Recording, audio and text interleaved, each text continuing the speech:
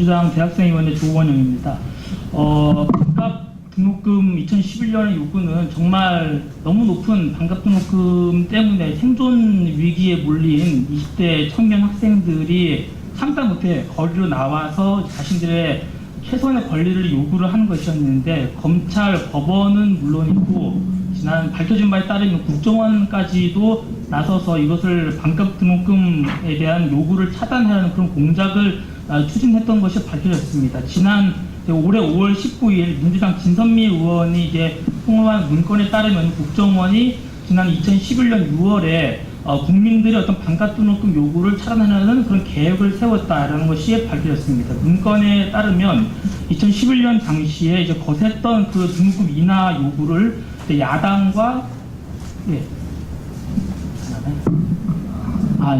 그 반값 등록금 요구라고 하는 것이 야당과 그 다음에 그 좌파 진영의 대국민 선동에 따른 그 불순한 움직임이다, 이렇게 규정을 하고, 이것을 이제 붕괴하려는 논리와 그 다음에 실행 계획까지 세워서 심리전과 교육용으로 활용해야 된다, 이런 문건이 이제 밝혀진 바 있습니다.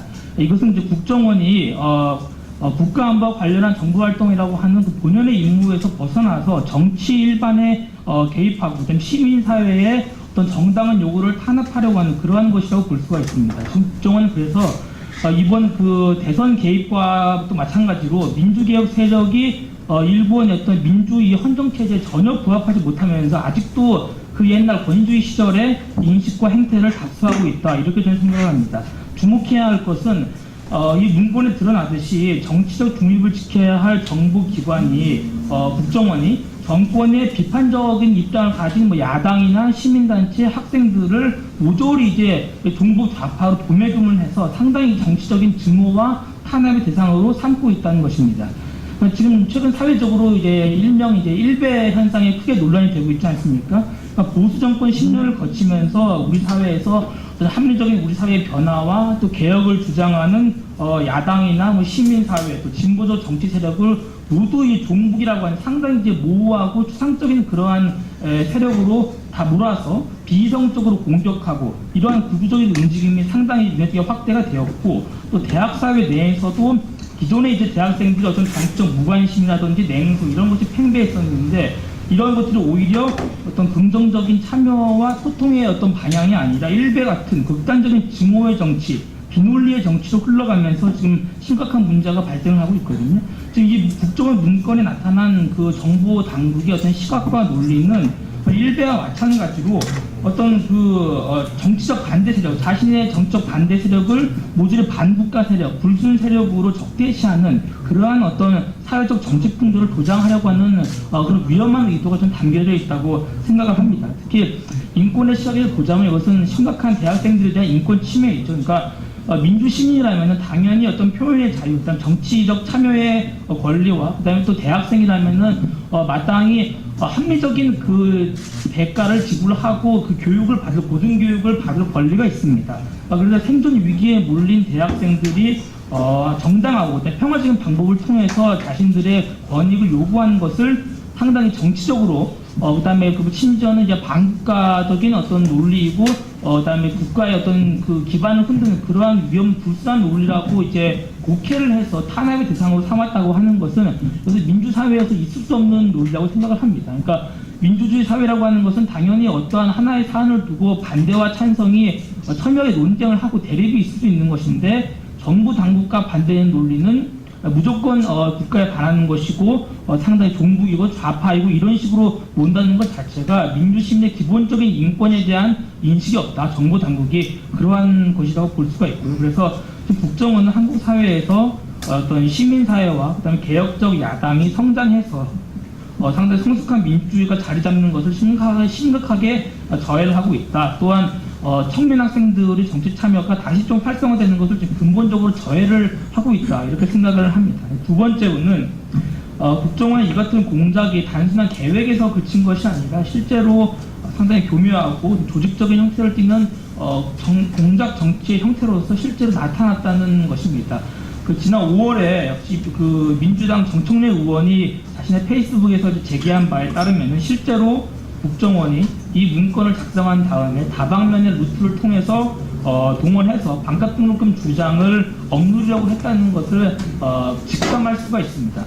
무엇이냐면 정의원에 따르면 이제 이 문건, 국정원 문건이 2011년 6월 1일에 작성이 되었습니다. 그런데 2011년 6월 10일에 그날 오후 2시에 종북 좌익 척결단, 반교육 척결 국민연합, 나라사랑 실천운동본부라는 보수단체들이 광화문 동아일보사 앞에서 이제 반값 등록금 촛불 집회 정치선거 규탄 기자회견을 가졌습니다.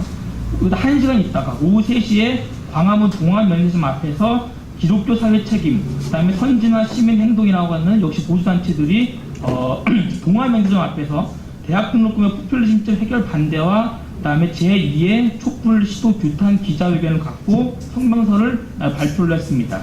역시 1시간 이후에 오후 4시에 같은 장소에서 남침용 땅굴을 찾는 사람들, 남북자 가족 모임, 대한민국 어버이연합, 한미 우호 중진 협의회 한국지부, 향군을 사랑하는 사람들의 모임, 이런 보수단체들이 사실 등록금 문제와 어떤 직접적인 연계도 전혀 없는 보수단체들이 1시간 있다가 또 모여서 같은 장소에서 지금 등록금 인하를 요구하는 대학생들 요구가 순수하지 않다라고 하는 기자회견을 가졌습니다. 같은 시간에 광화문 앞에서 라이트 코리아, 정의회, 고역제 정의회, 국민통합 선진의 행동본부 이런 보수단체들이 등록금 촛불 시위에 반대 기자회견을 가졌고요. 또 청계광장에서도 같은 시간에 대한민국 어버이연합회가 주최하는 등록금 촛불 시위 반대 기자회견이 열렸습니다.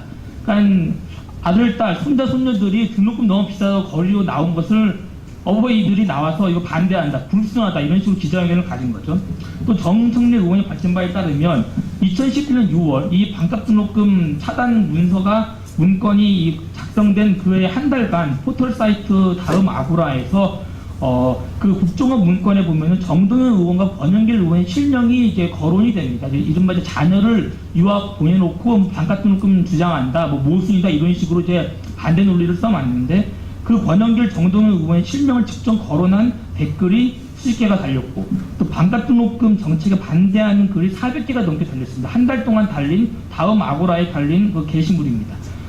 이렇게 같은 날 1시간 간격으로 온갖 보수단체들이 와서 등록금 반대 집회를 갖고 반값 등록금 반대 집회를 갖고 또 진보적 성향이라고 분류되는 다음 커뮤니티 아고라에서 한 달 동안 반값 등록금을 반대하는 수백 개의 댓글과 게시글이 달리고 이것은 이번 국정원이 그 대선에 개입한 것과 마찬가지로 현실 정치에서 조직적으로 여론을 왜곡하려고 했다는 강한 의혹을 지울 수가 없습니다. 그래서 국정원의 전신인 중앙정보부, 안기부 이때부터 언제나 정보 당국은 대학생들의 정당한 시민사회에 대한 요구를 탄압을 해왔고요. 그 다음에 학생들의 피로써 세워진 이 민주시민사회를 다시금 국가정보기관이 반민주적으로 억압하려고 하고 있다. 그래서 지금 검찰은 문서 형식이 달라서 폰트가 달라서 국정원 출처라고 볼 수 없기 때문에 수사할 수 없다 이렇게 얘기를 하고 있는데 또 주장에 따르면 국정원 문서가 외부로 이제 유치될 때는 당연히 포인트를 바꿔서 나간다고 합니다. 이것은